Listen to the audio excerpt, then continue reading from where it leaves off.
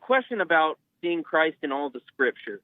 I'd witnessed a Reformed Twitter debate a few weeks ago around Psalm 1, and there was a surprising number of Calvinists in that thread that were saying you shouldn't see Christ as the blessed man in Psalm 1.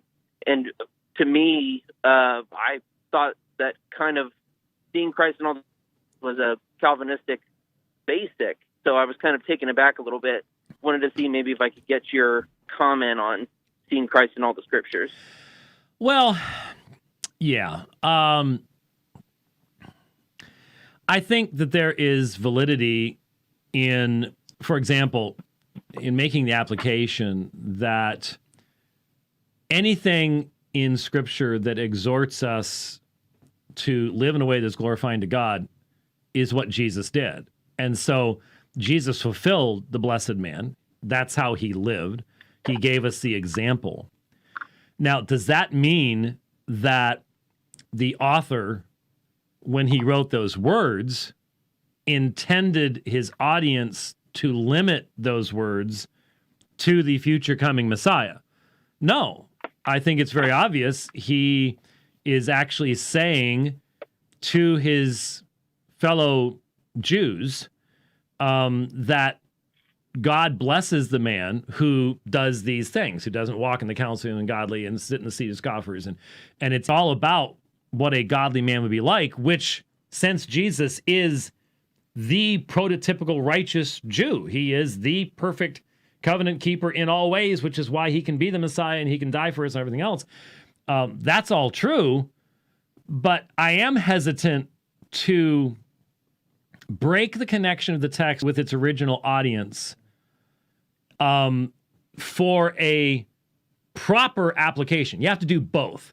And my concern is I've seen people go off both directions. So in a lot of seminaries where there isn't a emphasis upon the holistic consistency of Scripture, then they will preach against the idea of ever making that kind of connection. This was, in fact, what you end up getting is, well, this was what a Jew at this point in time, normally much closer to us than we would date these things, but a Jew in the diaspora or something like that, sometime after the Babylonian captivity, the return, whatever, certainly that had nothing to do with David from their perspective.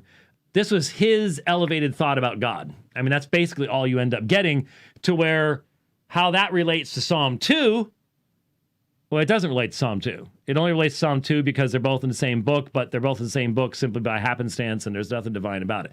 That's what you get in most seminaries, unfortunately. And so that's the one extreme.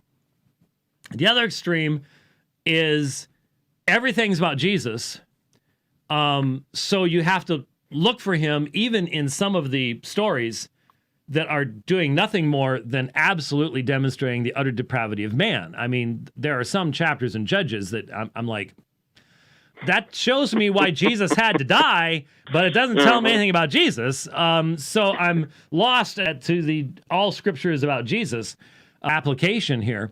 I would think the balanced point would be you recognize what a text meant in its original context, and then what it means in relationship to the rest of Scripture.